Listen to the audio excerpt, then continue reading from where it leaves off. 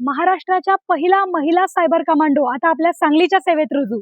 ज्याप्रमाणे दहशतवाद्यांचा प्रतिकार करण्यासाठी सैन्य दलातील कमांडो मोहीम राबवतात, त्याप्रमाणेच अलीकडे सायबर हल्ला रोखण्यासाठी देखील सायबर कमांडो सज्ज आहेत। सायबर क्राईमला आळा घालण्यासाठी केंद्रीय गृह मंत्रालयाने इंडियन सायबर कमांडो ही संकल्पना आणली। यामध्ये देशभरातून तब्बल 247 कमांडोची पहिली बॅच प्रशिक्षण घेऊन बाहेर पडली आहे। त्यात महाराष्ट्रातील 9 जणांचा समावेश आहे। त्यापैकी सांगलीतील सायबर पोलीस ठाण्यातील सहाय्यक निरीक्षक रुपाली बोबडे या महाराष्ट्रातील पहिला आणि एकमेव महिला सायबर कमांडो ठरल्या आहेत।